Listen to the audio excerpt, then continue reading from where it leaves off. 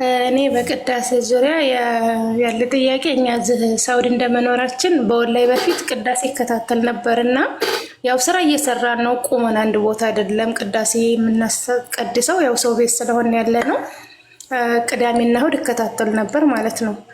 ከዛ አንድ ቦታ ሆናችሁ ተቁማችሁ በስርዓቱ ታላስቀደሳችሁ ነጠላ ለብሳችሁ ይሄ ኃጢአት ነው ብለውኝ አሁን እሱን መከታተል ትቻለሁ ማለት ነው።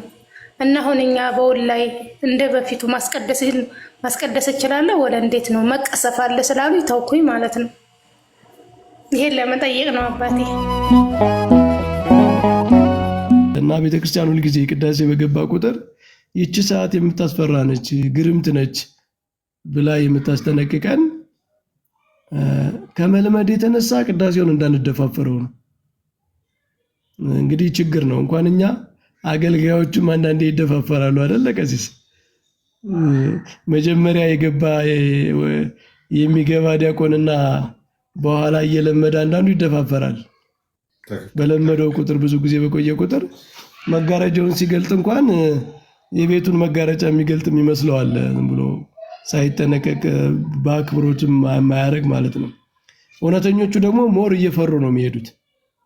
እውነተኞቹ ካህናት አገልጋዮች እንደውም ከመላመድ ይልቅ በጣም ሚስጥሩን እየተረዱ ሴንስ እያረጉ በልባቸው ውስጥ ሚስጥሩን እያዩት በአይነ ልቦናቸው ሲሄዱ የበለጠ ክብር የበለጠ ፍርሃት ነው የሚሳልባቸው እና ምዕመኑ ያንን ፍርሃት ጠብቆ እንዲኖር ምንድነው መፍራት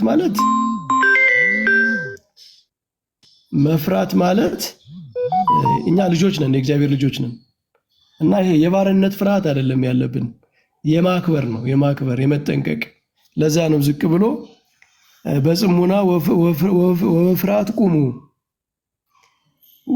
ወጸልዩ ከመሰላሙ ለእግዚአብሔር ያሉ ምስሌው ምስለ ኩልክሙ ይላል።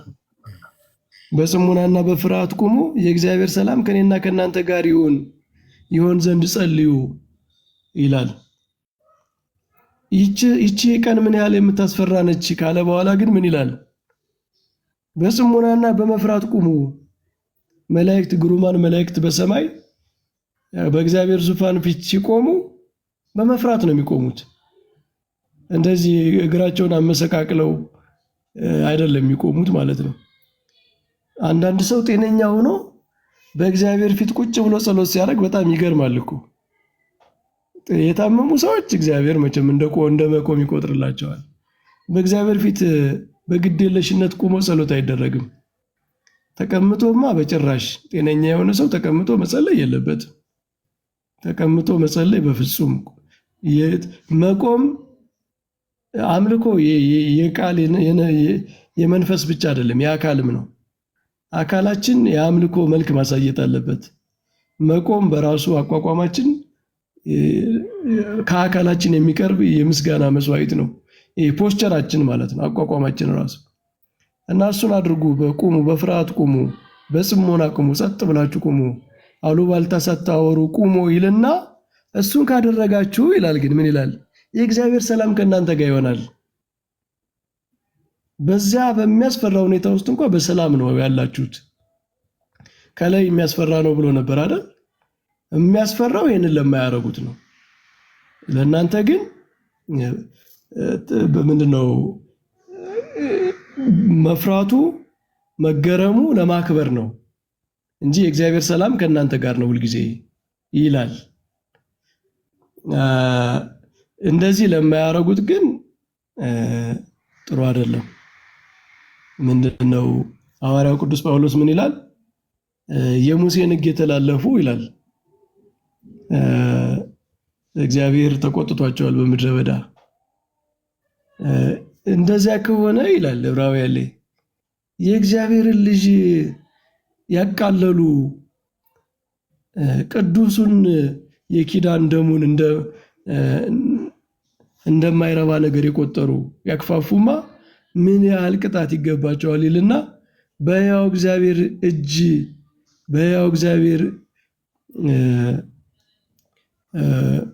እጅ መውደቅ የሚያስፈራ ነገር ነው ይላል። የመጨረሻው መማሪያችን ምሕረት ማግኛችን የክርስቶስ ደም ነው። እንግዲህ ሰዎች የክርስቶስን ደም ከተደፋፈሩ ሌላ መዳኛ የላቸው። ቁርባን ደግሞ የሥጋው ደሙ ሚስጥር ነው። ያ የመጨረሻው መዳኛችን የሆነው ሚስጥር የሚፈጸምበት ነው። እሱ ላይ ከተደፋፈርን በጣም አደጋ ነው። ከነገራችን ላይ ቤተክርስቲያን ውስጥ እየወጡ ቤተክርስቲያንን የሚያሰድቡ ሰዎች ታውቃላችሁ። ጠንቋይ ምናምን እንደዚህ ደብተራ እንኳ ጥሩ ስም ነው፣ እነሱ አበላሽተውት ነው እንጂ የሊቃውንት ስም ነው። ደብተራ ማለት እንደ ድንኳን ማለት ነው። ትምህርቱን ሁሉ አካቶ የያዘ በማህሌቱም በምስጋናውም በቅዳሴውም በትርጓሜውም ያለ ሰው ማለት ነው። ግን ያው አሁን እነሱ መጠሪያ አድርገውት ስሙ ራሱ እንትን ብሏል። እና እነዚህ ሰዎች እዛ የሚደርሱ ለምን ይመስላቸዋል?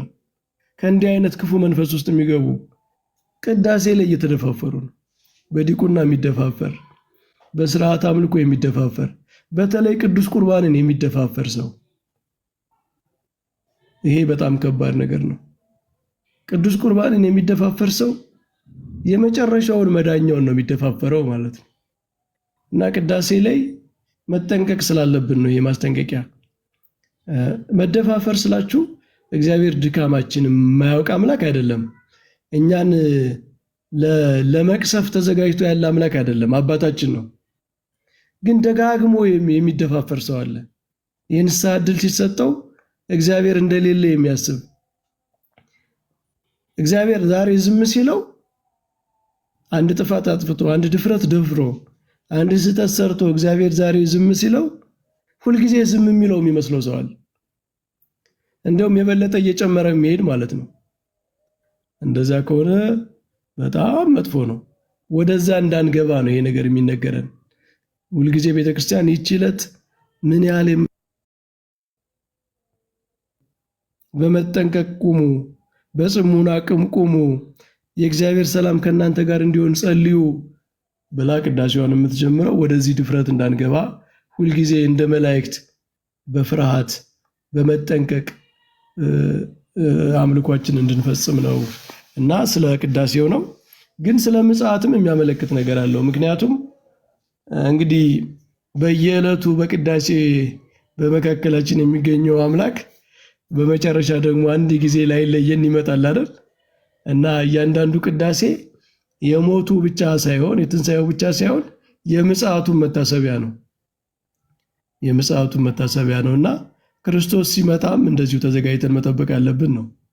ወለም ዘለም ሲል እንዳንገኝ በእያንዳንዱ ቅዳሴ ላይ ወለም ዘለም የምናበዛ ከሆነ መጨረሻ ላይ ሲመጣም እንደዚያው ነው የምንሆነው።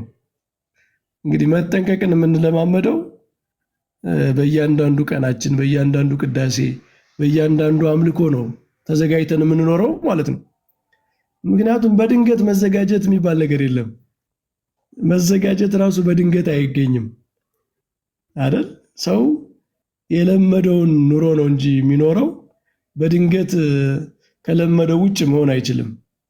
እና ክርስቶስ ሲመጣም እንደዚሁ ሳንዘጋጅ እንዳንገኝ በየቀኑ እየተዘጋጀን፣ በየቀኑ በጥንቃቄ፣ በየቀኑ የእግዚአብሔርን ድንቅነቱን ኃያልነቱን እያሰብን በጽሞና በፍርሃት መኖር አለብን።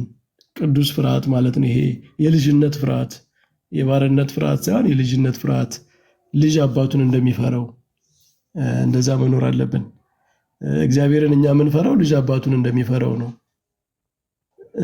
ኃጥአን አሕዛብ ናቸው እግዚአብሔርን እንደ ባሪያና እንደ ጌታ ፍርሃት የሚፈሩት ማለት ነው። እኛንማ ልጆች አድርጎናል፣ ወራሽ አድርጎናል። ምንድነው ስሙ ተጠርቷል በእኛ ላይ ማለት ነው።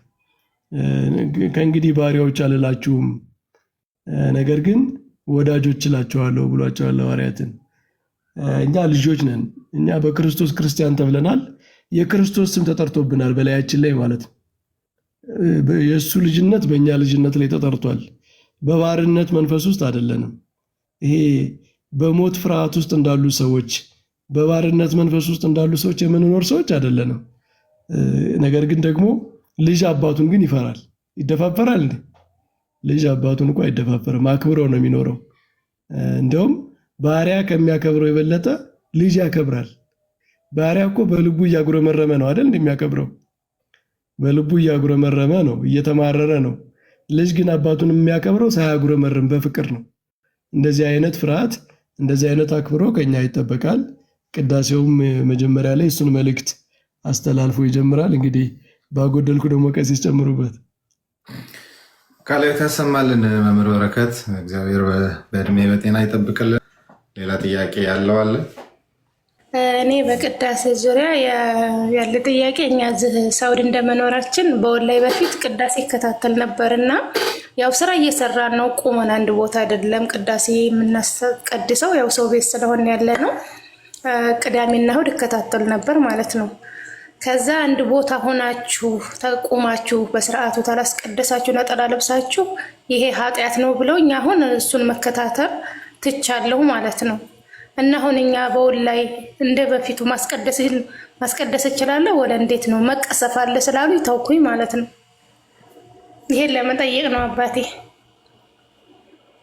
እሺ፣ ማን ነው ግን እንደዛ ሲል የሰማሽ? እኛ መምህር ነው ጠይቀን፣ እንደዚህ በስርዓቱ ቁማችሁ ነጠላ ለብሳችሁ ካልሆነ ይሄ መቀሰፍ ነው ሲሉን፣ በቃ እኔም በዛው ፈራሁኝ ማለት ነው። ያው ዝጋ ስም መጥራትም ስለማያስፈልግ ማለቴ ቤተክርስቲያን ሰው ነው መምህር ነው ወይ ለማለት ነው።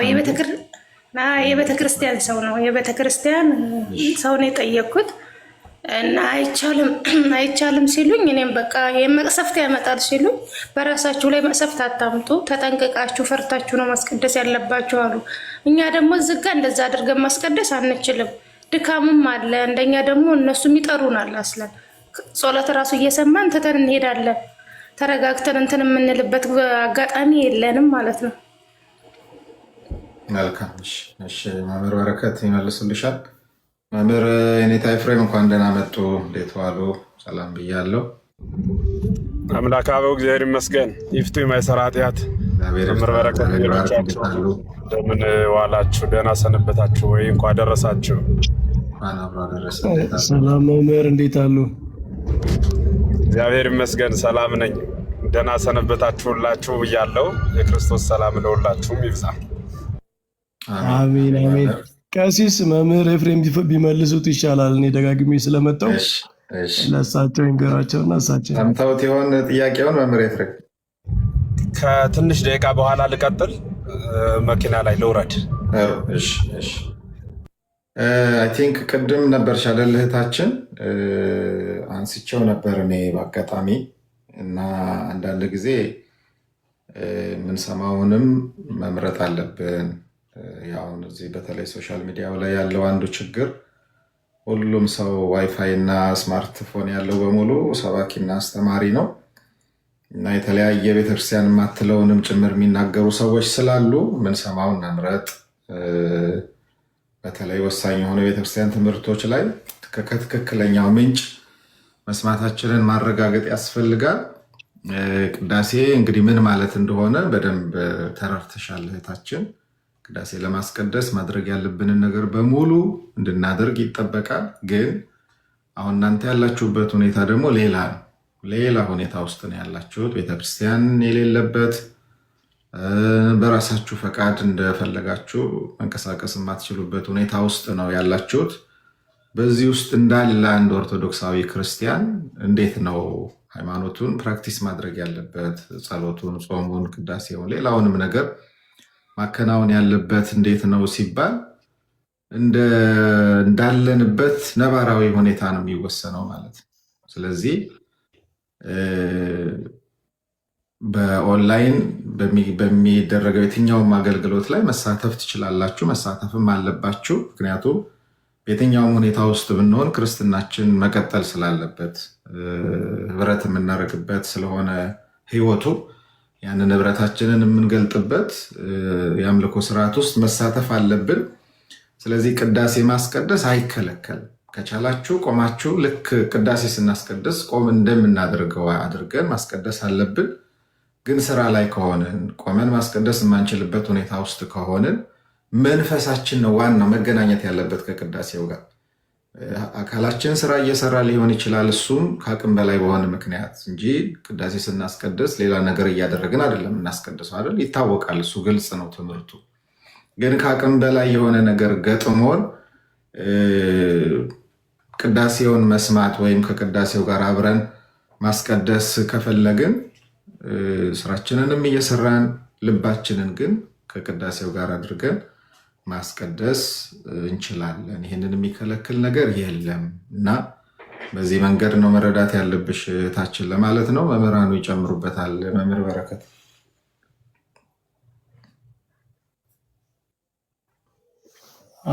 እርሶ መልእክት በቂ ነው ቀሲስ። ያው ሰው እንደ ነባራዊ ሁኔታው ነው። እግዚአብሔር ያለንን ነገር ነው ከኛ የሚጠብቀው። ባለን ነገር መጠንቀቅ፣ በምንችለው ነገር መጠንቀቅ ነው እንጂ አሁን አንድ ሰው ቅዳሴ እያቋረጠ በኦንላይን እየተከታተላችሁ መሀል ላይ በግዴታ በስራ ስለምትጠሩ ምክንያት ምንም ቅዳሴ አታስቀድሱ ማለት ፈጽሞ ከቅዳሴ ማራቅ ነው የሚሆነው ማለት ነው። እንግዲህ ጸሎት ስታደርጉ ሁሉ መሀል ላይ እንደዚህ የሚቆራረጥ ነገር ቢኖር፣ የሚያስቸግራችሁ ነገር ቢኖር፣ የማትችሉበት ሁኔታ ቢኖር ፈጽሞ አታርጉ ከተባለ ሙሉ በሙሉ ሊቀር ነው ማለት ነውና ከእሱን ደግሞ እንደ እግዚአብሔር እኮ ሁሉን ይመረምራል። ሰዎች በመደፋፈር የሚያደርጉትንና ተጨንቀው የሚያደርጉትን ነገር ይመረምራል። ሰው ነው አፋዊ የሆነ ነገር የሚያይ እንጂ እግዚአብሔር የልባችንን ነው የሚመለከተውና በመደፋፈር እንደው ሌላ ነገር በማስቀደም ጊዜ መስጠት እየቻል ሌላ ነገር በራሳችን ወደን ፈቅደን በማስቀደም የምናደርገው ነገርና እናንተ ደግሞ ባላችሁበት ሁኔታ ተገዳችሁ ግዴታ በሰው ፈቃድ ውስጥ ያላችሁም ስትሆኑ ግዴታ የምትታዘዙ ሲሆን የሚፈጠረው ነገር የተለያየ ነው። ባይሆን ቅዱስ ቁርባን የሚወሰድበት እንደዚህ አይነት ሲሆን የተሻለ ጊዜ መምረጥ ያስፈልጋል። ቁርባን ለመውሰድ የተመቻቸ ሙሉውን ቅዳሴ ብንከታተል እሱ አስፈላጊ ነው፣ ቀኖናም ስለሆነ ማለት ነው። ከዛ ውጭ ግን ቅዳሴውን ለመሳተፍ ጸሎቱን ለመሳተፍ በቻልን መጠን መሀል ላይም እየገባን መከታተል ነው ያለብን። ምክንያቱም በአንዷ ጸሎት በአንዷ መልእክት በቀን ውስጥ ልባችን ተነክቶ ነው የምንወጣው። ያንን እድልም ማጣት የለብንም። ቀሲስ እርሶ ያብራሩት በቂ ነገር ነው። እኔም በሱ ነው የምስማማው። መምህር ኤፍሬም የሚጨምሩት ካለ ይጨምሩበት። መልካም ቃልዎት ያሰማልን። አለው መምህር ኤፍሬም ይችላል።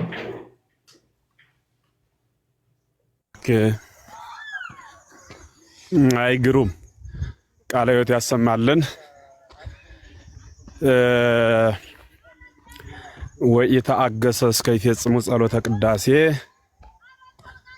ወኢተመጠወም ቁርባን ይሰደድም ቤተ ክርስቲያን የምትለዋን ጥቅስ አይተው ይሆናል እንግዲህ የከለከሉት ሰው የከልክለው የሚሆነው።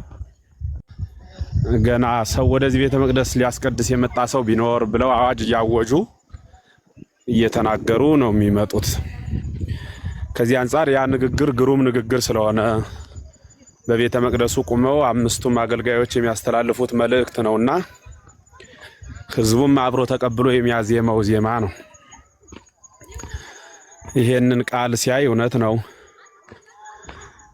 ቤተ እግዚአብሔር ተገኝቶ ኃጢአትና በደልን ለካህን ነግሮ ነጽቶ አስቀድሶ ስጋው ደግሞ መቀበል ነው እንጂ አይ አሁን አይሆንልኝም ኃጢአተኛ ነኝ እያሉ ዝም ብሎ እንደታዛቢ ቆመው ቆራቢውን ክርስቲያን እያዩ ባለመቁረብ እያስቀደሱ መሄድ ስጋው ደሙን አለመቀበል ትክክል አይደለም። የቤተክርስቲያኗ ትምህርት ይሄ ነው። ዳሩ ግን በስደቱ ዓለም የምንኖረው ሰዎች ስጋው ደሙን ለመቀበል በተልእኮ አይሆንም። እንደ ትምህርት በኦንላይን ሊሰጥ ይችላል። ስጋው ደሙ ደግሞ እንደ ፕሮቴስታንት በኦንላይን አንሰጥም። እኛ አካልን የሚሻ ነው። ለምን ቢባል የሚፈተተው አካላዊ ቃል ነው። ዝርው ቃል ቢሆን ኑሮ ያው ቃልን በቃል እናስተላልፈው ነበረ። አሁን ግን አካላዊ ነው። ሰው የሆነው ስለሆነ ይህ ደግሞ አካልን ይሻል ማለት ነው። ስጋው ደሙን ለመቀበል አካልን ይፈልጋል። ስጋው ደሙን መቀበል የማይችሉ አካላቸው ሩቅ የሆነ በር ተዘግቶባቸው ለእንጀራ የሚኖሩ ሰዎች እኒን በተመለከተ እንዴት እናርግ ተብሎ ለተነሳው ጥያቄ ቃል እግዚአብሔርን እንዳትሰሙት አይባልም። በኦንላይን ስሙት፣ አዳምጡት። እግዚአብሔር ቃል ነው የሚነገረው። በስርዓት ቆሞ ማድመጥ ነው፣ መረዳት ነው።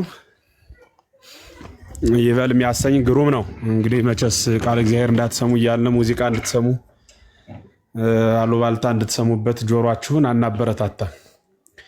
መደመጥ ያለበት የእግዚአብሔር ቃል ነው።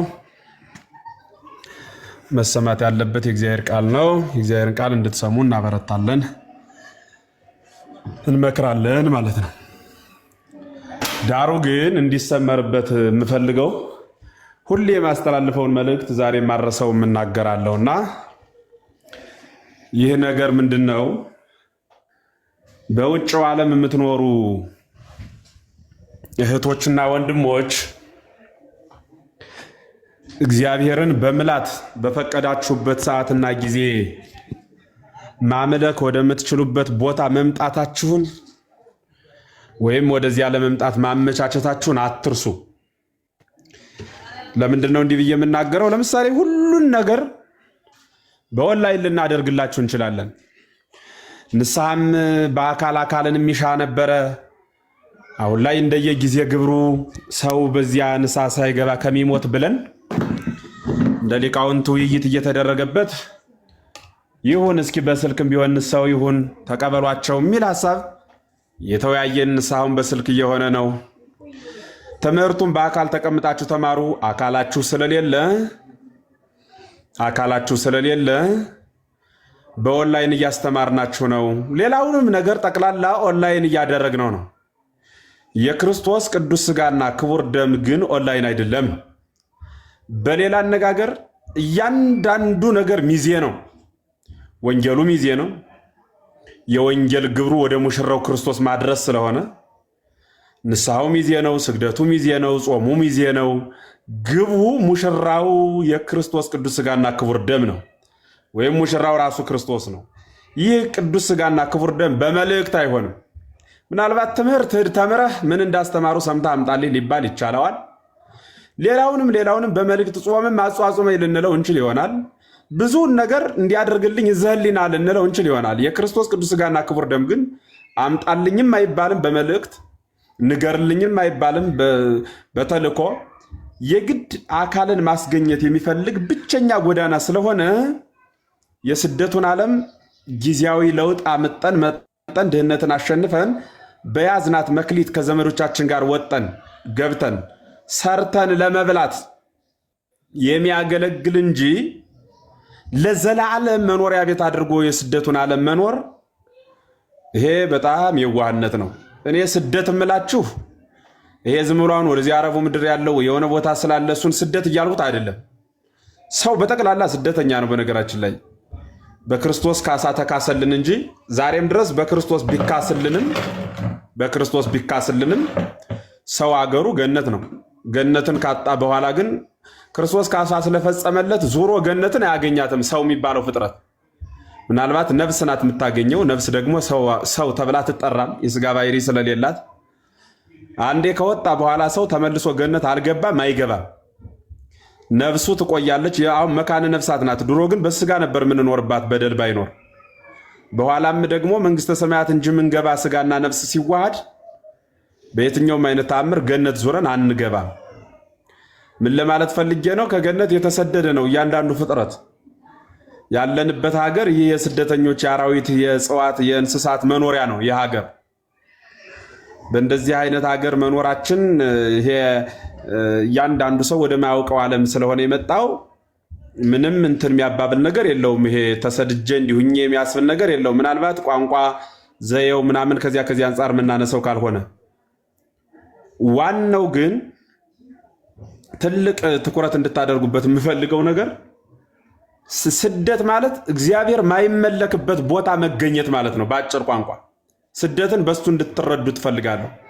በአረቡ ምድር ሁናችሁ ቤተ እግዚአብሔር እንዳትሄዱ የምትከለከሉ ከሆነ በእግዚአብሔር ቤት ቁማችሁ አስቀድሳችሁ እንዳትመጡ የምትደረጉ ከሆነ የተወሰነ ቀን እግዚአብሔር እድሜ ሰጧችሁ መሐሪ ነውና ሁሉን የሚያውቅ እግዚአብሔር ድህነትን በመጠኑ እስክታሸንፉ ሰርታችሁ ውላችሁ መግባት የምትችሉበትን መጠን እስክታመቻችሁ ድረስ ከቆያችሁ በኋላ ወይ አንዳንዱ ሚሊዮነር እስከመሆን ይላል፣ አንዳንዱ ደግሞ ድሃ ዘመዶቹን በጠቅላላ እስከመቀየር ይላል። አንዳንዱ 10 ዓመት 15 ዓመት እንዲያቀድን ፍጹም መኖሪያ ያደረግነው።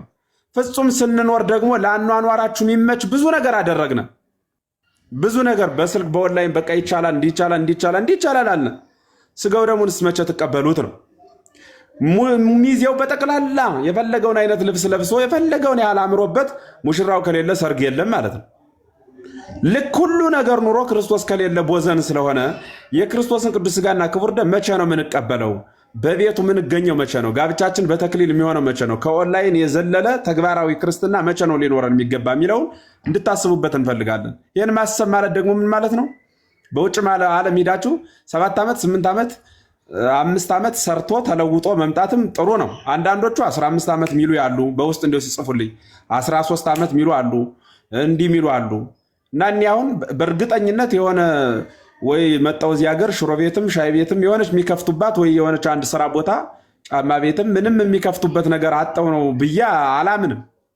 የሆነ አንድ የተሻለ አንድ ግንባታ እያሰቡ ነው ወይ የሆነ እንዲህ ባደርግ የሚል ትልቅ ነገር ማለት ነው። ያን ትልቅ ነገር ስንመኝ ታላቁን ክርስቶስ እንዳንረሳው አደራ ለማለት እወዳለሁ። እንዲሁ ማለት ቅዳሴውንም እንዲህ ስናመቻቸው ስጋው ደግሞ እንዳትረሱት ነው።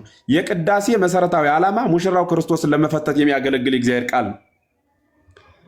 በቃ የቅዳሴ ዋና መሰረታዊ ዓላማው። ከዚያ በኋላ ነው እንግዲህ ሌላ ምስጢራት አሉት። እሱን በጊዜ ሂደት ሌላ ጊዜ ደግሞ እንነግራቸዋለን ማለት ነው። ይበቃዋል ይሆን አባቴ? እንደዚህ አላደርግ ይበቃዋል። ግሩም ነው መምህር፣ ቃለ ሕይወት ያሰማልን። አይ ጥሩ መልእክት ነው። በተለይ እህቶቻችን በአረቡ ምድር ያላችሁ ይሄ መቆያ ነው። በቃ ዞሮ ዞሮ የሚደረገው ነገር መቆያ ነው። ግን ዋናውን ነገር ለማድረግ ማሰብ አለብን ሁልጊዜ። በቃ የሆነ ቦታ እንኖረን ዕድሜ ልካችንን አይደለም። እግዚአብሔር ከረዳን ትንሽ ነገር ያለችንን ይዘን ደግሞ ዋናው አሁን ንስሐም በኦንላይን በስልክ ልንገባ እንችላለን። ዋናው ግን ንስሐ የምንገባውም ክርስቲያን የሆነውም ለመዳን ክርስቶስን ለመዋሃድ ነው እና እሱን ለማድረግ ደግሞ ስጋውን ደሙን መቀበል ግዴታ ስለሆነ እሱን ማድረግ በጣም ያስፈልገናል እና ለዚህ ደግሞ ውሳኔ በጣም መወሰን አለባችሁ። ጥሩ መልእክት ነው ያስተላለፉልን መምህር ኤፍሬም፣ ቃለ ሕይወት ያሰማልን። እህታችን ገብቶሻል አይደል?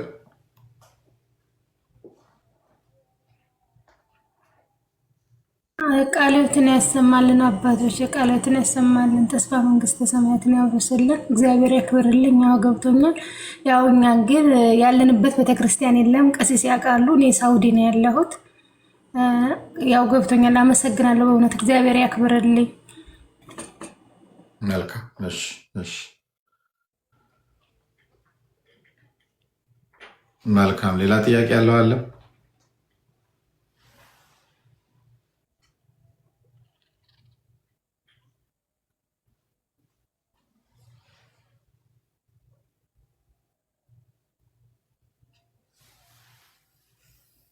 ጥያቄ ያለው ሌላ ካለ አንድ ቁጥር ይጻፍና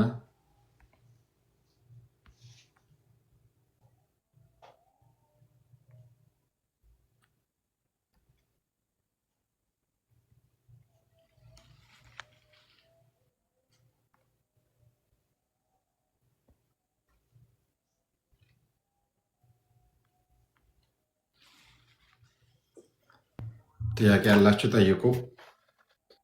ጊዜያቸውን ተጠቀሙበት። ሰዓቱ እየሄደ ነው። 2 ሰዓቱ ነው እንዴ? ልክ። እሺ ዲያቆን ክርስቶፎሮስ ወንድማችን እንኳን ደህና መጣ። ሰላም ብለናል። ይሄ ሰላም ለሰው ልጅ የሚለው አካውንት ምንድን ነው የምትለው ወንድማችን ወይም እህታችን? እንኳን ደህና ቆዩኝ። ቀሲስ መጋቤ ጥበባት ይፍቱኝ ባርኮኝ። እግዚአብሔር ፍታ በረከተ እስጢፋኖስ ይደር በላይልክ። እንዴት አለ ዲያቆን? እግዚአብሔር ይመስገን። ሁላችሁንም ሰላም ብያለሁ። መምህር በረከት፣ መምህር ኤፍሬም፣ መቅደስ፣ ዝና፣ ቃል ገባሁ ነው የሚለው። ከስርም ያላችሁት ወንድሞቻችን እንዴት አላችሁ? ሰላም ብያለሁ። እንዴት አሉ ቀሲስ? የለሁም ለነገሩ ይህን ሰሞን እግዚአብሔር ይመስገን። ዚና ነው የሚለው ጥያቄ ያለ ወይም አለሽ?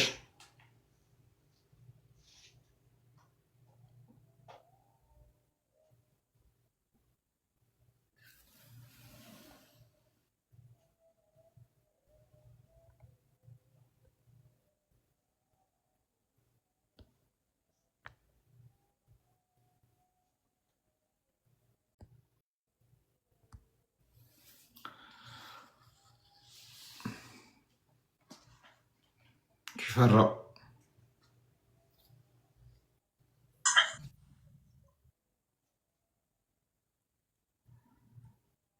ሰላም ሽፈራው እንዴት ዋላችሁ? ይፍቱኝ ባርኩኝ። ቀሲስ እግዚአብሔር ይባርክ። ከርዕስ ውጭ ጥያቄ ማቅረብ ይቻላል? ቀሲስ እሺ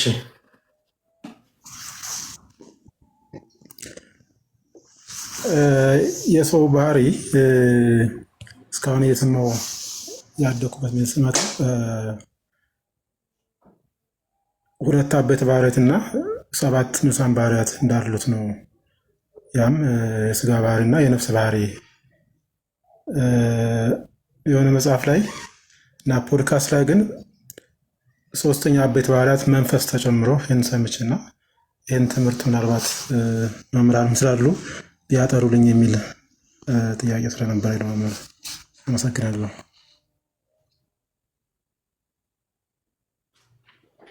ሰምታችሁታል ጥያቄውን መምህር?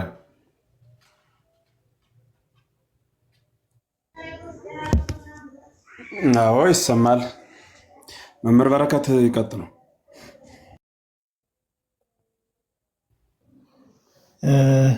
ይሄ የሰውን ባህሪ ነፍስ፣ ስጋ፣ ነፍስ፣ መንፈስ ብሎ በ3 የሚቆጥሩ አሉ። ስጋና ነፍስ ብለው የሚቆጥሩ አሉ። አባ ጊዮርጊስ ዘጋስጫም አይ ቲንክ አርጋኖን ልጅ ይመስለኛል እንደዛ ይላል። ለሰው 2 ነፍስ እንዳለው ወኪልና ይችን ደመ ነፍስን ግን ከስጋ ጋር ነው የሚመድባት። የስጋ ህይወት የሆነች ነፍስ ነች እሷ ማለት ነው። እና ባዮሎጂካል ላይፍ የሚባለው ማለት ነው። ስለዚህ ይቺ 2ኛዋ ነፍስ ተብላ ከመንፈስ ከተለየች ከስጋ ጋር ነው የምትቆጠረው። የእንስሳት ነፍስ አይነት ማለት ነው። እንስሳትም እኮ ነፍስ አላቸው፣ ግን እንደኛ ህያዊት፣ ነባዊት፣ ለባዊት ነፍስ አላቸው አንልም እንጂ ማለት ነው። ያቺ ነፍስ ደመ ነፍሱና አብራ የምትጠፋ አብራ የምትሞትን ከስጋ ጋር አብራ የምትቆጠር ነች በሰው ማለት ነው። እና ነፍስን ከመንፈስ ለይተው መንፈስ የሚባለው ይሄ ህያዊት፣ ለባዊት፣ ነባቢት ነፍስን ነው። ጳውሎስም አንድ ቦታ ላይ እንደዚህ ስጋችሁን ነፍሳችሁንና መንፈሳችሁን ይቀድስ ይላል። እንደዚህ 3ቱን ይጠራልና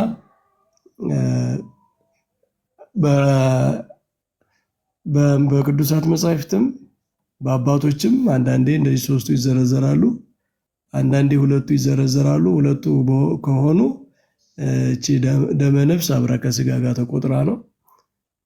ካልሆነ ግን ነፍስና ስጋ ከተባለ ያቺ ነፍስ የምትባለዋ መንፈስ ነች። መንፈስ ማለት ነባቢት ነፍስ ማለት ነው። እቺ መላእክትን የምታስመስለን ነች። እንደዛ ነው። ግን ክርክሩ አለ በሊቃውንትም ዘንድ 3 እና 2 የሚለው አከራካሪ ነው። በቅርቡ ራሱ አንድ ቦታ ላይ ሊቃውንት የተለያየ ሀሳብ ይዘው ሲከራከሩበት ነበረ።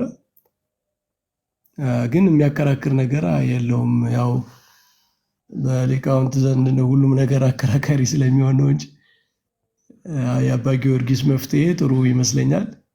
እንግዲህ በአብነት ትምህርት ቤት ያለውን ሀተታ ደግሞ እስኪ መምህር ኤፍሬም ያብራሩልናል።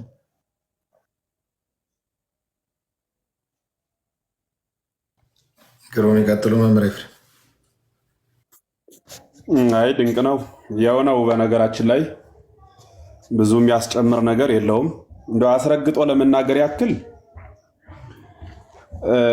በትምህርተ ነቢያትም በስብከተ ሐዋርያትም በዘመነ ብሉይም በዘመነ ሐዲስም የሃይማኖት መገለጫ ሆነው ከተጻፉ ጽሑፎች መካከል ለሰው ልጅ 3 ባህሪያት አሉት የሚል ክታብ የለም፣ አይገኝም። 2 ባህሪ ነው ያለው። ባህሪ የነፍስና ባህሪ የስጋ የሚባል ባህሪ ነው ያለው። እንዲህ ከሆነ ደመ ነፍስ የምትባለው ባህሪ የግል የራሷ የሆነ ባህሪ ያላት ወይ ብለን ከጠየቅን ደመ ነፍስ ማለት ሰረገላ ነፍስ ማለት ነው ባጭሩ። የነፍስ ማደሪያ ማይደረ ነፍስ፣ የነፍስ ታቦተ ነፍስ፣ የነፍስ ቤት፣ የነፍስ ማደሪያ ማለት ነው ባጭሩ። ነፍስ የምታድረው እስመ ነፍስ ተሐድር በደም እንዲል ሊቁ፣ ነፍስ የምታድረው በደም ነው። ያ የምታድርበት ደም ደግሞ ሰረገላ ነው። ትኩስ ደም የሚባለው የሰው ልጅ ለባህሪው ነባቢ፣ ለባዊ፣ ህያው ብለን ስንናገርለት ለነፍሱ ህያውነቱ፣ ነባቢነቱ፣ ለባዊነቱ የሚገለጽበት ያ መንፈስ መገለጫው ማለት ነው። መገለጫ መንፈሱ አንድ መንፈስ ነው። ያ መንፈስ ማለት ደግሞ ራሱ ነፍስ ነው ማለት ነው። ለአንዷ ነፍስ ያላት 3 ባህሪ ነው። ለአንድ አምላክ ያለው 3 አካል ብለን እንደምንናገረው ሁሉ ማለት ነው። ልክ ቀደም ሲል በተለያዩ ሚዲያዎች ይህን ሀሳብ ስናገር ነበር አስታውሳለሁ። ሰው ስላሴን መስሎ ተፈጥሯል እያለን ደጋግመን እናገራለን።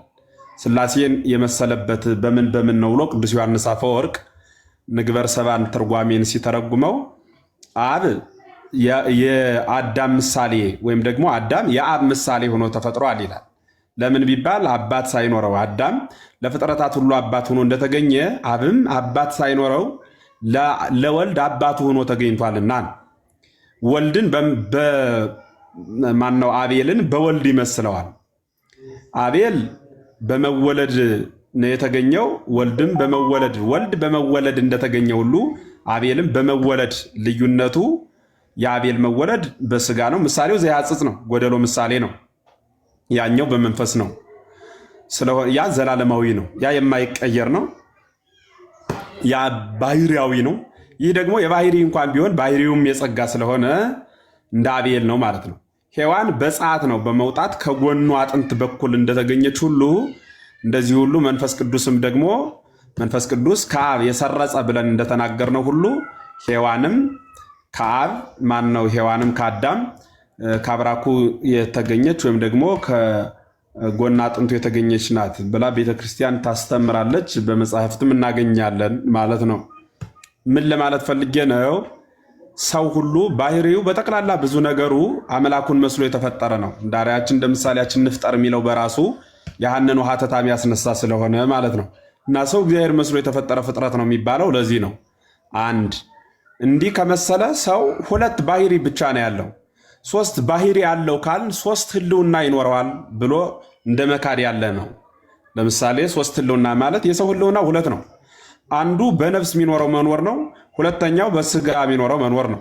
በስጋ ከተጸነስንበት እስከምንሞትበት ያለው መኖር ነው። በነፍስ የምንኖረው ከምጽአተ ክርስቶስ በኋላ ማለት ክርስቶስ መጥቶ ዓለምን ካሳለፈ በኋላ ዛሬ በስጋ ገንዘብ የምትኖረዋ ነፍስ ነገ ደግሞ በነፍስ ገንዘብ የሚኖር ስጋ ይኖረናል ማለት ነው። እያልኳቸው ያለሁት ስጋ እና ነፍስ ተዋህደው በገሃነም ወይ በመንግስተ ሰማያት እንደየስራችን ዋጋችንን የምንቀበልበት ሲሆን በምድር ደግሞ አንድ የምንኖረው ነፍስ በስጋ ገንዘብ ተሰውራ የምትኖርበት ነው። ያኔ ደግሞ ሳይሰወር ስጋ በነፍስ ገንዘብ የሚኖርበት ሰማያዊ ሀገር ነው እና 2 ኑሮ ነው ያለን። የሰማይና የምድር የሚባል ኑሮ ነው ያለን። ከክርስቶስ ዳግም ክርስቶስ ሲመጣና ክርስቶስ ሳይመጣ ያለው ኑሮ ብቻ ነው ያለን እና ደማዊት ነፍስ የምትባለው መቼም ምንኖርባት አይደለችም። የማይኖርበት ባህሪ ደግሞ ለሰው የለውም። ምንኖርበት ባህሪ ነው ያለን። ይህ ምንኖርበት ባህሪ አንዱ ባህሪ በስጋ እየኖር ነው። ሁለተኛውን ባህሪ በነፍስ እንኖርበታለን። ስለዚህ 2 አበይት ማነው መላከ ብርሃን አድማሱ ጀንበሬ በኮካ ሃይማኖት 2 አበይት ባህሪ የሰው ልጅ አለው ብለው ይናገሩና ነፍስና ስጋ ነው ይላሉ። ከዚያ ደግሞ ንዑሳን ባህርያት ብለው ደግሞ ነፋስነት፣ እሳትነት ብለው ነው 7 አድርገው የሚዘረዝሩት ከጥያቄው አንጻር ማለት ነው። ስለሆነም ይቺ መንፈስ ማለት በነገራችን ላይ መንፈስ ማለት ነፍስ ማለት ነው። መንፈስን ነፍስ ብሎ ይተረጉማል በብዙ የመጽሐፍት ክፍል ማለት ነው። ቀድሱ ነፍሳክሙ ይልና ሰውነታችሁን ቀድሱ ይላል። ሰውነት ተብሎ የሚተረጎምበት ጊዜ አለ። ሰውነታችሁን ቀድሱ ተብሎ የሚተረጎምበት፣ እንደገና ደግሞ በአንጻሩ መንፈስ ቀድሱ መንፈስክሙ ማለት ነው። ሰውነታችሁን ቀድሱ ይላል። በዚህ ጊዜ መንፈሳችሁን ብሎ ከገለጸ በኋላ ደግሞ ነፍሳችሁን ይላል። ስጋው መንፈስ እኮ ነው የሚለው በጣም ብዙ ቦታ ስጋው መንፈስ ይላል። በአማርኛ ሲተረጎም ነፍስና ስጋ ለማለት የተገለጸ ቃል ነው። ሐዋርያው ቅዱስ ጳውሎስ እንዲህ ከሆነ እና ብሎ ለምን አስገባበት ከተባለ ደማዊት ነፍስ ስላለች ነው። ይቺ ደማዊት ነፍስ ደግሞ ሰረገላ ናት። ማለት ምን ማለት ነው? የሰው ልጅ አሁን ቢመታ ብትቆርጡት ነፍሱ ይወጣል። ነገር ግን አካሉ መንፈራፈሩን ደግሞ አያቆምም።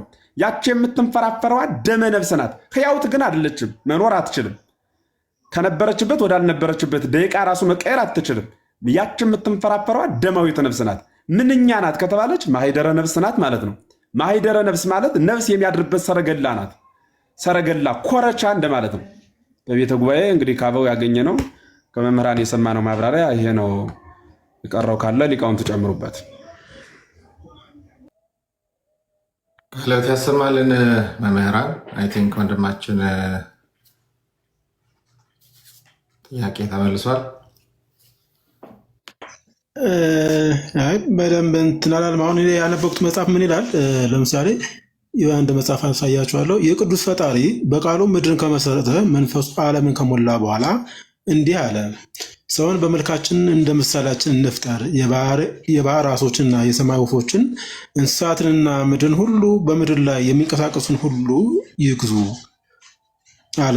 ፈጣሪም ሰውን በመልኩ ፈጠረ፣ የእሱን መልክ አስመስሎ ፈጠረው። እንደሱ ሶስት አበይት ባህሪያትን አገናኝቶ ፈጠረው። አበይት ባህሪያት የተባሉትም ነፍስ፣ ስጋና መንፈስ ናቸው። ለእነዚህም አራት የሆኑ መጋቢያን አሏቸው። እነዚህም የነፍስ መጋቢ ሕይወት፣ ልባዊነት፣ ንባቢነት፣ እስትንፋስነትና እውቀት ናቸው። የስጋ መጋቢ ነፋስ፣ ውሃ፣ መሬት፣ እሳት ናቸው። የመንፈስ መጋቢ ደግሞ ማስተዋል፣ መመርመር፣ እምነትና ተስፋ ናቸው ይላል። አራቱን አበይት ባህሪያት 12 መጋቢያን አንድ አካል አንድ ባህሪ አድርጎ አበጀው። በርቀቱ እሱን የመሰለ ባህሪ ስጋውን የሚመስል ነፍስና እስትንፋስን አለበት እያለ ይቀጥላል። መጽሐፉን ነው የመጽሐፉ ባለቤትና ምዕራፍ ቁጥሩን እስኪ ዝም በመጽሐፉ መሪ ራሷ ማን ምናልባት ታወቃችሁት የጥንቷ ኢትዮጵያ ትንሣኤ ታሪክ ይላል። ማን ጻፉ? መሪ ራሷ ማን በላይ የጥንቷ ኢትዮጵያ ትንሣኤ ታሪክ ይላል መጽሐፉ። የእሱ የቤተክርስቲያን መጽሐፍ አይደለም። ምናልባት ቤተክርስቲያን አባት ይሁን አላውቅም። ይህንን አስመልክቶ ደግሞ ሌላ ቆይ ወንድም አለም አንዴ ላስቆምህና አንድ ደቂቃ ስመኝ በደንብ። ቤተክርስቲያን የምትመራበት ራሱን የቻለ መጽሐፍ አላት። 4 ጉባኤያት የሚባሉ ጉባኤያት ያሏት ቤተክርስቲያን ናት። እኒህ 4 ጉባኤያት የሚባሉት መጽሐፍተ ብሉያት ይባላሉ። የብሉያት መጽሐፍት፣ የሐዲሳቱ መጽሐፍተ ሐዲሳት ይባላሉ። በአንጻሩ ደግሞ መጽሐፍተ ሊቃውንት የሚባሉ አሉ። መጽሐፍተ መነኮሳት የሚባሉ መጽሐፍት አሉ። እንዲሁ የመጡ አይደሉም። ሁሉም የየራሳቸው ምስጢር አላቸው። መጽሐፍተ ብሉያት ማለት ከመጽሐፈ ሄኖክ ጀምሮ እስከ ዘካርያስ ወልደ በራክዩ ድረስ ያሉት መጽሐፍት ናቸው። ቁጥራቸው 46 ነው። የኒህ መጽሐፍት ዓላማ በብሉይ የነበረውን የሰው ልጅ መስራት መቅጣትና ሕግ አፍርሶ ስራ ጥሶ እንደ እንስሳ እንዳይመራ ማድረግና ስለሚመጣው ዓለምን ስለሚያድነው ስለ መሲሁ ስለ ክርስቶስ የተነገረ ትንቢት ያለባቸው መጽሐፍት ማለት ናቸው። መጽሐፍተ ሐዲሳት 27፣ 8 የሥርዓት መጽሐፍት 35 ናቸው። የኒህ መጽሐፍት ደግሞ ግብራቸው ምንድነው ከተባለ ያ ትንቢት የተነገረለት በትንቢተ ነቢያት የተሰበከው ክርስቶስ መጥቷል፣ ወርዷል፣ ተወልዷል ብለው መወለዱን በዓይናችን ያየንበት ቅዱስ ሥጋውን ክቡር ደሙን በቀራንዮ የፈተተበት ከእርሱ ጋር በላን ጠጣን ብለው አባቶች እንደነገሩን ለዚያ የተቀመጠ ወይም ደግሞ ለዚያ የተጻፈ አማናውያን መጽሐፍት ናቸው ማለት ነው። ከዚህ መጽሐፍት ቀሉት መጽሐፍተ ሊቃውንት ይባላሉ። ክርስቶስ ማን ነው የሚል ጥያቄ ተነስቶ በርካታ ሕዝብን ሲያተራምስ ስለነበረ የክርስቶስ ማንነትን አመልተው አስፍተው አበው አባቶቻችን የጻፉባቸው መጽሐፍተ ሊቃውንት በመባል ይታወቃሉ። ክርስቶስ ማን ነው የሚለው ሃይማኖት አበው፣ ቅዳሴ የምንለው ሌሎቹ መጽሐፍት ስለ ክርስቶስ ማንነት እና ምንነት የያዙ መጽሐፍት ናቸው። የምስጋና መጽሐፍት ናቸው ማለት ነው። መጽሐፍተ ሊቃ ማን ነው? መጽሐፍተ መነኮሳት ማለት 4ኛው ጉባኤ ደግሞ ክርስቶስ ማለት ያ ከሆነ ብለው ንግስናን፣ ማይረግን፣ ሀብትን፣ ዝናን ይህን ሁሉ ትተው ስለ ክርስቶስ የመነኑ መነኮሳት የነርሱ የሚመሩበት መመሪያቸውና በገድል በትሩፋት ያለፉ አባቶች የነሱ ታሪክ የተጻፈበት መጽሐፍ ነው። እኒህ 4ቱ የቤተ ክርስቲያን መጽሐፍት የቤተ ክርስቲያን ሕግና ስርዓትን ሰርተው ቀጠው እንዲያድርግ እንደዚህ አታድርግ ብለው የሚናገሩ መጽሐፍት ናቸው። ከነዚህ መጽሐፍት ውጭ ያለ ለነዚህ ማብራሪያ የተጻፈ የሆነ ግለሰብ ከጻፈ ካልተጋጨ እንቀበለዋለን። ከተጋጨ ግን የቤተ ክርስቲያኗ ቋሚ አስተምህሮ አድርገን ለጥቅስ አናስቀምጠውም። አበው ያልጻፉት ከብሉይ ያላገኘ ነው፣ በሊቃውንት ያልተማር ነው፣ በሐዲስ ያልተነገር ነው፣ በመነኮሳት ያልተኖረ አዲስ ክታብ ግለሰብ ካመጣ የግለሰብ ሐሳብ ስለሆነ እሱ የጨመረው ሐሳብ ይህ ግለሰባዊ ሐሳብ ነው ብለን እንናገራለን ማለት ነው። ስለሆነም የያዝከውን ሳይሆን የነገርሁን ያዝ። የቤተ ክርስቲያኗ አስተምህሮ ያ ብቻ ነው። የሰው ልጅ 3 ባህሪ ያለው የሚል የቤተ ክርስቲያን አስተምህሮ የላትም ነው። ከሌላት ቤተ ክርስቲያኗ የሆነ ግለሰብ ጽፏንና እንጨምርበት አንልም። የጠቀስክልኝ ጥቅስ ቄርሎስ፣ አፈወርቅ፣ ፊልክስዩስ፣ አረጋዊ መንፈሳዊ፣ ወደ ታች ወርደን ኤርምያስ፣ ኢሳይያስ፣ ዳዊት፣ ምሳሌ፣ ሶሎሞን፣ ሌላም መጽሐፍት ዘፍጥረት፣ ዘጸአት ካልኸኝ መጽሐፉን እንመረምረው ዘንድ እንገደዳለን። ዳሩ ግን ይህ የማይመረመር ግለሰብ ለእንጀራው የጻፈውን መጽሐፍ ከቤተ ክርስቲያኗ ጀርባ ለጥፈን እናብራራውም፣ እንመረምረውም፣ እንንቀውም፣ እናከብረውም ዘንድ ጊዜ አናባክንም። በአጭሩን የምለው እሱን ነው። ሌሎቹ መምህራን ጋር መቀጠል ይቻል ይሆናል። ግሩም። አይ ትክክለኛ ምላሽ ነው መምህር ኤፍሬም። ወንድማችን የትኛውም ሃይማኖታዊ ሀሳብ በቤተክርስቲያኒቱ ትምህርት ነው የሚዳኘውና መምህር ኤፍሬም ያሉትን ያዝና እዛ ላይ ጥያቄ ካለ ተጨማሪ ጥያቄ መጠየቅ ይቻላል እንጂ እንደዚህ ተብሏል እንዴት ነው የሚለው ያው የቤተክርስቲያኒቱ ትምህርት የሚዳኙባቸውን መጽሐፍት ነግረዋል። ከዛ ውጭ ያለው የቤተክርስቲያን ትምህርት አይደለም፣ የግለሰቦች ሀሳብ ሊሆን ይችላል ነው። ገብቶሃል ሀሳቡ? ሀሳቡ ተረድቻለሁ። ያው ግን መጽሐፍ ቅዱስ ላይም ለምሳሌ ገላትያ 5 ላይ የስጋ ፍራ እንደሱ አይነት ጥያቄ ካለ የስጋ ስራም የተገለጠ ነው፣ የመንፈስ ስራዎችም እንደዚህ እያለ የጠቀሰዋል 5:16 እና 5:22 ላይ።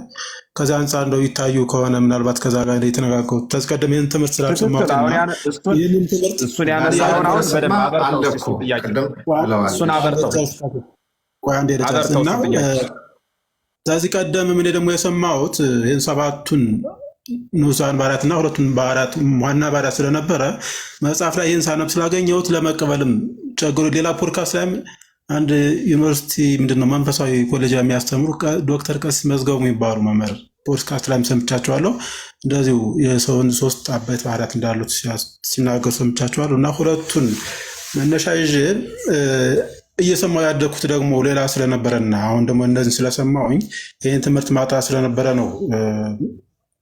ቀደም የጠቀስኩት መጽሐፎች ላይ ያሉ ጥቅሶችም ሌሎችም አሉ እንደዚህ የሚነሱ ከመንፈስ ጋር እየተያያዙ ይሄ ነገር ምንድን ነው እስቲ ቢጠራ የሚል ሀሳብ ስለነበረው እና ያነሳሁት ቃለ ሕይወት ያሰማልን። መምህራን ተጨማሪ የምትጨምሩ ካላችሁ ጨምሩ። ገላትያ ላይ የጠቀስከውን ነው የምጨምርህ፣ እዚያ ወደ ሌሎቹ እናልፋለን። ገላትያ የስጋ ስራ የተገለጸ ነው አለ። የስጋ ስራው መብላት፣ መጠጣት፣ መዋቲነት፣ መበስበስ፣ ይህ የስጋ የተገለጸ ስራ ነው። መዘሞት፣ መጨፈር ስጋ የሚፈልገው ነው፣ ለራሱ የሚስማመው ማለት ነው። ግብረ ስጋ በመባል ይታወቃል የስጋ ስራ ማለት ነው። የመንፈስ ስራ የታወቀ ነው ማለት መጾም፣ መጸለይ፣ መስገድ ነው። መንፈስ የተባለ ማን ነው ከተባለ ነፍስ ነው። የት ላይ ካልከኝ ቅዱስ ዮሐንስ አፈወርቅ ገላትያን የተረጎመበትን ክፍል ተመልከተው፣ እሱን ነው የሚያስረዳ ማለት ነው። እንዲህ ከሆነ ሐሳበ መጻሕፍት እሱ ከሆነ የገላትያ ትርጓሜም መንፈስ ብሎ የተናገረው ነፍስ ነው ብሎ ቅዱስ ዮሐንስ አፈወርቅ ካስቀመጠው የስጋ ስራ ብሎ ስለ ስጋ ተናግሮ የመንፈስ ስራ ደግሞ ብሎ የነፍስን ከገለጸ አሁን ላይ ያንን ሐሳብ መንፈስ የሚባል ከነፍስ የተለየ ሌላ አካል ነው ብለን እሱን እንተረጉመው ዘንድ አይቻልም ነው። የሆኑ ግለሰቦች እንዲህ ይላሉ ወይ የግለሰብ ትምህርት ዶክትሪን አይሆንም ነው።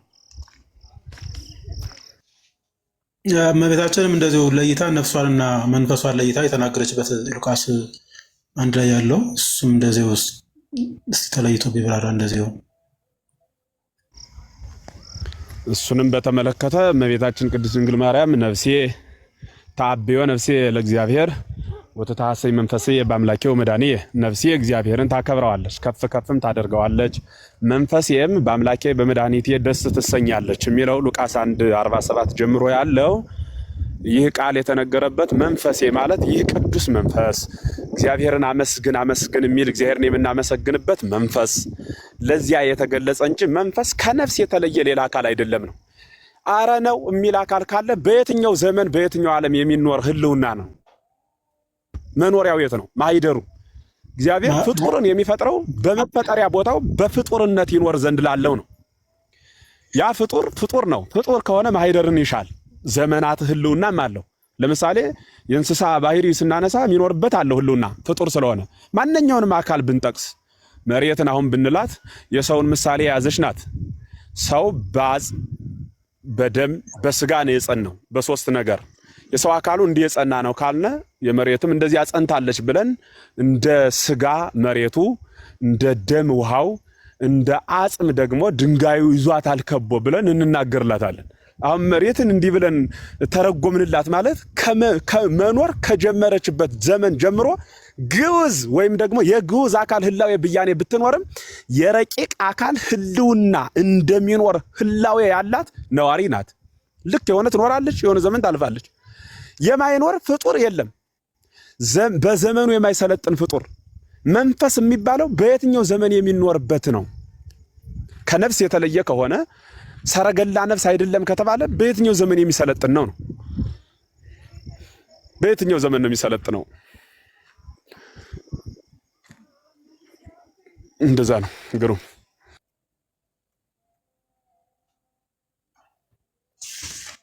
መልካም ዲያቆን ክርስቶፎሮስ ምናልባት የምትጨምረው ነገር ካለ?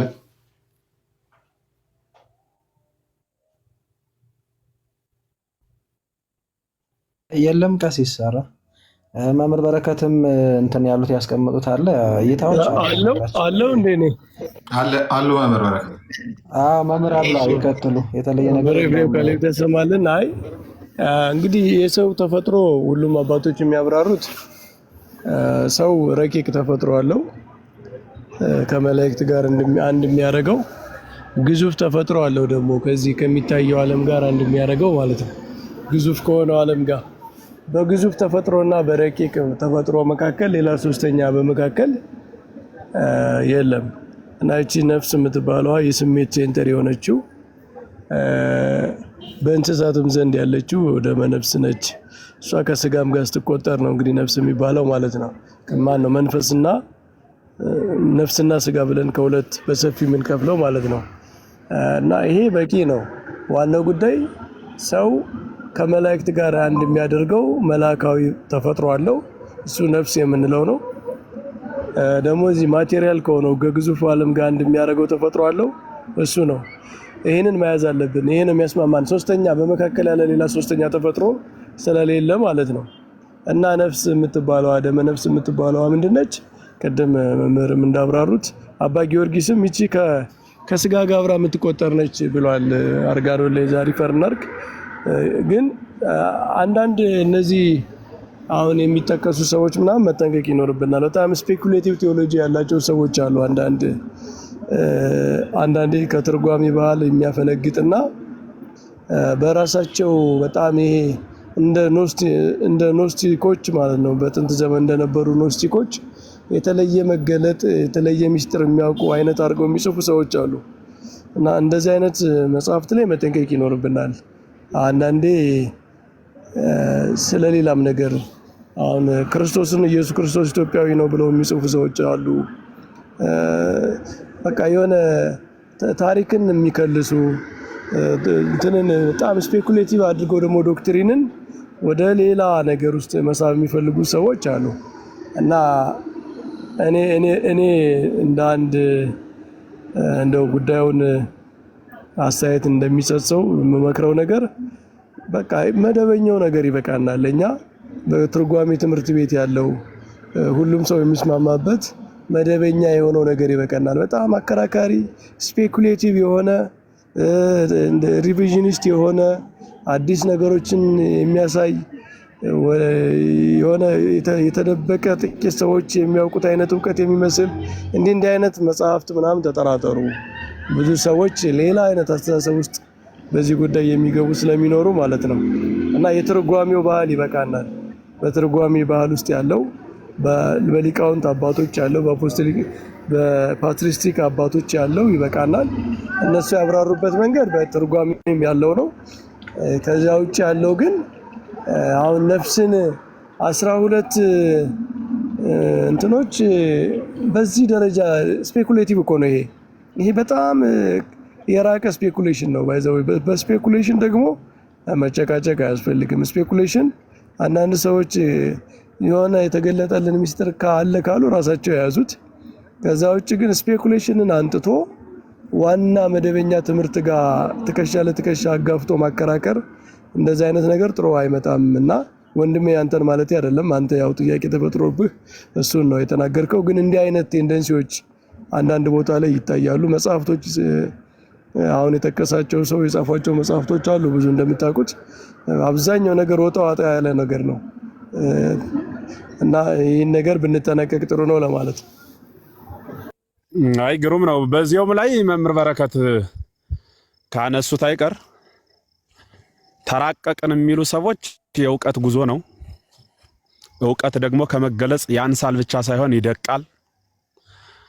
እውቀት በራሱ የመገለጽ ውጤት ነው ወይ? እሱ ሌላ ጥናት ነው። ያለ መገለጽ እውቀትም ስላለ ማለት ነው። ሰው ዝም ብሎ የተሰጠውን የተፈጥሮ አእምሮ ይዞ በራሱ ሐሳብ ብዙ ነገር ሊራቀቅ፣ ሊመራመር፣ ሊጽፍ ይችላል በተሰጠው ማለት ነው። ሃይማኖታዊ መገለጽ ደግሞ እርሱ ሌላ ጸጋ ነው። እያልሁ ያለሁት ኦርቶዶክሳዊት ቤተክርስቲያን የመገለጽ እንጂ የመራቀቅ ውጤት አይደለችም። የሆኑ ሰዎች ተራቀው አራቀው ጽፈው ተጉዘው አፍፈው ደጉሰው ስለሰጡን የተረከብናቸው አይደሉም። መገለጽ ነው። ያ መገለጽ ማለት ደግሞ ራሱን ክርስቶስ ገለጸ ማለት ነው። በሌላ ቋንቋ ደግሞ እስትንፋስ እግዚአብሔር ናቸው የምንላቸው እኮ የተናገራቸው እግዚአብሔር ነው እያልን ነው። ወይም ሐሳብ እግዚአብሔር ናቸው፣ እግዚአብሔር ሐሳብ የተቀመጠባቸው፣ ወይም ትእዛዝ እግዚአብሔር የእግዚአብሔር ትእዛዝ ያረፈባቸው ናቸው ማለት ነው ባጭሩ። እንዲህ ከሆነ የሆነ ጸሐፊ ተራቆ እኔ አንድ ወንድም እንደው ስሙን እዚህ ላይ አልጠቅስም፣ አንድ መጽሐፍ ጽፈው ወደ 600 ፔጅ የሚሆን ይሄንን መጽሐፍ ይልኝ ብለው ዘውልኝ መጡ እና መጽሐፉ በጣም እንደው ከስተቱ እንደው አንድ ሁለት ሶስት ነገሮችን ላንሳ። መንግስተ ሰማያት የተለያየ ቦታ አላት። አንድ ማለት ወደ እግዚአብሔር መንግስት ከገባነ በኋላ ደግሞ የተለያየ ቦታ ይሄ እርከን እናንተ በዚህ አካባቢ እንዳታልፉ እናንተ በዚህ ሚል ገደብ ያለበት ማለት ነው። የእግዚአብሔር መንግስት ካገኘነው በኋላ ደግሞ አድሎ ያለበት ስርዓት። በአንጻሩ ገነትም እንዲሁ በሶስት ቦታ የተከፈለች ናት። የነገሌ ነፍስ ደግሞ የሚያርፉበት የነገሌ ደግሞ የግል የሚል ከቤተክርስቲያን አስተምህሮ ከገቡ መውጣት ካገኙ ማጣት የሚል እንጂ የራሱ የሆነ ክብረ ጸጋ አለው። እሱ ደግሞ የሚራቀቅበት ምስጢር አለው እንጂ በዚያ መስመር አይደለም። አንድ በሁለተኛ ደረጃ 24 ሰማያት አሉ ይላል እና ምንን መነሻ አድርገው ነው ብዬ ስጠይቀው መጽሐፈ ሕዝቅኤልን አውጥቶ ሕዝቅኤል 48 ምዕራፍ ያለው ከአራቱ አበይት ነቢያት አንዱ የሆነ በዘመነ ብሉይ የነበረ ስለ ቤተ መቅደሱ አሰራር በጽናት የተናገረ ስለ ሱራፌል ኪሩቤል አምልቶ አስፍቶ የጻፈ ጸሐፊ ነው። ነብይ ነው። በመገለጽ የኖረ ነው እና ሕዝቅኤል ላይ ዝም ብሎ አንዱን ጥቅስ ዝም ብሎ ስለ ቤተ መቅደሱ ያነሳና ይሄው ቤተ መቅደሱ ይሄ በሶስት ሲባዛ ይላል። ሲባዛ ምንድን ነው? ቤተ መቅደሱ ቤተ መቅደስ ነው። ሲባዛ በራሱ ምንድን ነው? እና በጣም ገርሞኝ እኔ ይሄን መጽሐፍ አስተያየት ለመስጠትም አልተመቸኝም። እንደ መጽሐፍነቱን ሐሳብ ለመስጠት አልተመቸኝም እና እንደገና ደግመህየው ብዬ የሸኘሁት ወንድም አስታውሳለሁ። ምን ለማለት ፈልጌ ነው? ይሄ አባስቶ አራቆ ይሄ ዝም ብሎ በቁጥር የተሞላ ዝም ብሎ በቃ ቁጥር ከቁጥር ለማጋጠም የሚከድ ርቀት እንዲህ አይነት አቅጣጫዎች አሉና የተጻፈው የተገለጸ ነው። የተገለጸውን ማመን ሲገባ የተገለጸውን በእውቀት ለመዳኘት መጣር ይህ ስብከተ ሐዋርያትን ትንቢተ ነቢያትን ከንቱ የማድረግ ሂደት ነው። ስለሆነም ይሄን ልንቀበል አንችል። ቦለይ ቤሉን ማስቀመጥ ግን ደግሞ ትልቅነት ነው። መንፈስ ነፍስና ስጋ ለሰው ልጆች አሉት የሚሉ ሰዎች አሉ ወይ? አዎ በርካታ አሉ። እንዲያውም ጉባኤ ቤት አስታውሳለሁ አንድ ወንድም ሲከራከሩኝ እንዲሁ ቁጭ ብለን ማህበር ቀለም ስንወያይ መንፈስ አለች ብለው ማስረጃ አንዳንድ ነገር ካመጡ በኋላ እንደ ማስትሽናት የምታጣብቅ ነፍስና ስጋን ሰው ሞት የሚባለው ምጅምር ደማዊት ነፍሷ ስትነሳ ነው የሚል የራሳቸውን ሐሳብ ሲያመጡ በመምህራን አንደበት ሲዳኝ ግን ማውቀው ለሰው ሁሌም ሁለት ባህሪ ያለው ተብሎ ተዳኝቶ በዚያ ልክ ነው የያዝነው ማለት ነው። ቤተክርስቲያኗን ካስረከቡን አሁንም ከሚያስተምሩን አባቶች የሰማነው እሱን ነው ማለት ነው። ከዚያ ውጭ ግን አይ እንዲያው ዝም ብሎ የሆነ ክታብ እያየን ልባችን የሚደነግጥ ከሆነ አገባብ አይደለም። ከተነሳ ይቀር ሐሳቡን ነው የሚሉ ግን አሉ ወይ የሚሉ ሰዎች አሉ። የሚሉ ሰዎች ሳይሆን እኛ ግን የሚሉትን መጽሐፍት ነው የምንቀበል። እግዚአብሔር ይስጥልኝ። ቃልዎት ያሰማልን መምህራን። ወንድማችን ሽፈራው እንግዲህ ዋናው መያዝ ያለብህ ሀሳብ እሱ ነው። ከትክክለኛ ቤተክርስቲያን ትምህርት ነው መጀመር ያለበት። ከዛ በኋላ እንደ ሀሳብ ሌሎች ምን ይላሉ የሚለውን ለማየት ማንበቡ ክፋት የለውም። ግን ከውጭ ተጀምሮ ወደ ውስጥ ይዞ ለመምጣት ትንሽ የሚያስቸግር ነው የሚሆነው እና ለወደፊቱም በዛ መንገድ ብታየው ቤተክርስቲያን ትምህርትን መጀመሪያ ቤተክርስቲያኒቱ የምታስተምራቸውን መሰረታዊ ትምህርቶች ማወቅ መረዳት፣ ከዛ በኋላ ሌሎች አይነት መምህር በረከት እንዳሉት ስፔኩሌሽኖች ካሉ እነሱ በምን አይነት አግባብ ደግሞ እንደሚታዩ መረዳት ያስፈልጋል ለማለት ነው።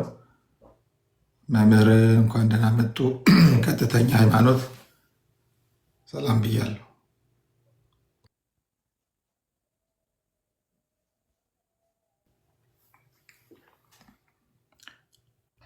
ሰላም አሉ። ቀጥተኛ ሃይማኖት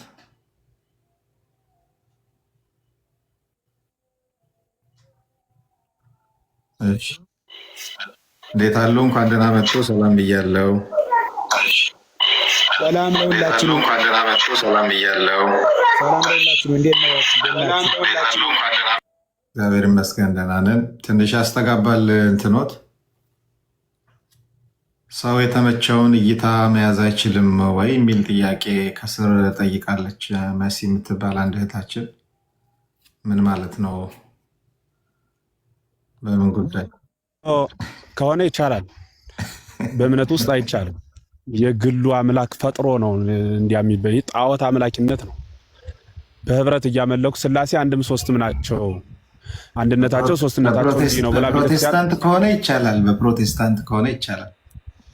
አይ ነው ያ ብቻ ሳይሆን በእኛ እኛን አይደል የጠየቀችን፣ እነሱን ስትጠይቃቸው እነሱ ያን ይመልሱ። ለእኛ ግን አይቻልም። ተገንጥሎ ስላሴ አራት ናቸው አንድ ናቸው ብሎ ደግሞ የሆነ አካል ቢመጣ ሐሳብህ ነው ቀጥል አይባልም። ልክ እንዳልሆነ እናስተምረዋለን። ያን ነገር ነው ማለት ግን አስገድደን ጨልጠን ገርኝተን አይደለም። ንህነሰ ንነግር ወኢንዘብጥ ብለዋል ሐዋርያት። እንናገራለን እንጂ አንደባደብም። ስለሆነም ዝም እየተገንጥየ እኔ እንዲህ ነው ማመልክ ብሎ ሰው የራሱን አስተምሮ ቤተክርስቲያን ላይ አይጭንባትም። የግል ፖለቲካ አስተሳሰብ ምናምን ከሆነ ያን ይዞ መሄድ ይችላል። መምህር ኤፍሬም ጸሐፊው ካነሳው ላይ ለምሳሌ የነፍስ መጋቢ ብሎ ያነሳው ልባዊነት፣ ነባቢነት፣ ህይወትነት እና እስትንፋስነት ይላልና ይሄ ታች እኛም ስናደርግ የሰማነው ትምህርት ነው። ልክ ነው። የመንፈስ መጋቢ ያለው በረከት እየሰሙ መምህር በረከት እንዲመልሱ አንድ የማይመች ቦታ ላርፍ ነው። እሺ መምህር የመንፈስ መጋቢ ብሎ ደግሞ መመርመር፣ ማስተዋል፣ እምነትና ተስፋ ናቸው ይላልና እነዚህ የነፍስ መጋቢዎች የሰማናቸው የምናውቃቸው ይህ ነባቢነት፣ ልባዊነት፣ ህያውነት ምናምን እንደዚህ እየተባን የሰማናቸው ናቸው እና እነዚህኞች መመርመር፣ እምነትና ተስፋ የመንፈስ ብሎ ያስቀምጣቸው። ይህን ለነፍስ ማድረግ እንችላለን። እነዚህ ባህሪያትን ሲጀመር እኮ አሁን ይሄ አሁን ምንጩ የት ነው? አንድ ሰው መጽሐፍ ሲጽፍ ከሊቃውንት የጠቀሰው ወይ ከቅዱሳት መጻሕፍት የጠቀሰው ማስረጃ ካለ ጥሩ፣ ካልሆነ ስፔኩሌሽን ነው። ቅድም እንዳልኩህ ለምሳሌ መመርመርና ለባዊነት እንዴት ነው የሚለያየው? ለባዊ ማለት ራሱ የሚመረምር ማለት አይደል እንዴ? የሚያስተውል እውቀት ያለው አይምሮ ያለው ማለት እኮ ነው ለባዊ ማለት። እምነትስ ራሱ ከለባዊነት ይለያያል እንዴ? እነዚህን ነገሮች መነጣጠል አሁን ይሄ በጣም ከባድ ነገር ነው። የነፍስ የተባሉትና የመንፈስ የተባሉት የሚለያዩም አይደሉም። ሲጀመር በለባዊነት ውስጥ ተስፋ አለ፣ በለባዊነት ውስጥ እምነት አለ፣ በለባዊነት ውስጥ ማስተዋል አለ እና ለባዊነት ማለት ራሱ እነዚህን መቻል ማድረግ መቻል ነው። እና ይሄ በጣም ስፔኩሌቲቭ የሆነ ሰዎች ዝም ብሎ የራሳቸውን እይታ የሚጽፉትን ነገር ብዙ እንደው መከራከሪያ ባናረግ ጥሩ ነው። የና አርጌንስ ምናምን አይነት አካሄድ ነው። ቁጥሮችን ማባዛት፣ ነገሮችን በጣም የተጋነነ በጣም የራቀ አይነት ሀተታ መስጠት፣ አናሊሲስ መስጠት ምናምን፣ ይሄ በጣም አሊጎራይዝ ማድረግ፣ መከፋፈል ምናምን፣ ይሄ ወደ ከመደበኛው አስተምሮ ወጥቶ ወደ ስፔኩሌሽን ይሄዳል። ስፔኩሌሽን ማለት መላምት ማለት ነው። በልብ መላምት የሚጻፍ ነገር ነው እና ወንድሜ እንዲህ አይነት ነገሮች አሁን ምንም ማስረጃ የሌላቸው ከሊቃውንት የማይጠቀስባቸው ናቸው። አንድም በጥንት ቤተክርስቲያን አባቶች መንፈስ እንደዚህ አይነት አላት፣ ስጋ ነፍስ እንደዚህ ነው፣ ስጋ እንደዚህ ነው ብሎ በሰባት በስምንት ከፋፍሎ ምናምን አይገኝም። ቢገኝም በቤተክርስቲያን ትውፊት ውስጥ በኮንሰንሰስ ደረጃ በስምምነት ደረጃ ተይዞ የመጣ አይደለም እና እንደዚህ አይነት አሁን ለምሳሌ ቅድም መምህር እንዳሉት የሕዝቅኤል ትንቢትን ይዞ ምልክቶች ቁጥሮችን ምናምን አንዱን ባንዱ አባስቶ ከዚያ ውስጥ የሆነ ረቂቅ እውቀት አውጥቶ ምናምን ይህንን ደግሞ መደበኛ ትምህርት አድርጎ ለማስተማር መሞከር እንደዚህ ትክክል አይሆንም፣ አይመጣም። ይሄ ስፔኩሌቲቭ ቴዎሎጂ እንትን ፔሪፌሪያል ነው በቴዎሎጂ ማለት ነው። ዝም ብሎ ዳርዳሩን ያለ አንዳንድ ሰዎች የሚራቀቁበት ለአእምሯቸው መራቀቂያ እንጂ መደበኛ ትምህርት ማለት በመጽሐፍት ያለ ምስክር የሚገኝለት ሊቃውንት ያስተማሩት በቤተክርስቲያን በስምምነት የተያዘ ትምህርት ነው እና በዚህ ደረጃ እሱ ስለሌለ አሁን ይህንን እንደው እሺ አሁን አንተ ያነሳው ነገር አሁን እንደው ትክክል ነው ብንል እንኳን ማለት ነው። ስለዚህ አባቶች በአጠቃላይ ስህተት ሊሆኑ ነው ማለት ነው። እንደሱ ኤክስፕሌን ያላደረጉት ነፍስና ስጋ ብለው ያብራሩት በዚህ በሰባት በስምንት ያልከፈሉት አባቶች ስህተት ናቸው ሊባሉ ነው። እንደዛ አይሆንም እና ይሄ ስፔኩሌቲቭ የሆነ ይሄ ኖስቲካዊ የሆነ የግኖስቲክ አይነት በጣም የመራቀቅ ምናምን አይነት አካሄድ ጥሩ አይደለም እና ይሄንንም ውይይት ከዚህ በላይ ባንገፋበት ጥሩ ነው። ቀሲስ አይ ቃል ተሰማልን መምህር በረከት አይ ቲንክ ወንድማችን ቢበቃን ጥሩ ነው። ያው የቤተክርስቲያን ትምህርት ላይ ብቻ መሰረት አድርገን ነው መነጋገሩ የሚሻለው። ያው በግልጽ በደንብ ነግረውሃል፣ ተረድተሃል ብዬ አስባለሁ ወንድማችን። ምናልባት ሌላ ጥያቄ ከሌለ በስተቀር እዚህ ላይ ከዚህ በላይ ባንሄድ ጥሩ ነው የሚሆነው። እግዚአብሔር ይስጥልን፣ ቃለ ሕይወት ያሰማልን መምህራን። እሺ ወንድማችን በሱ ፈቃድ ጥያቄ ያለኝ ብለህ ነበረ፣ ጠይቅ ጥያቄ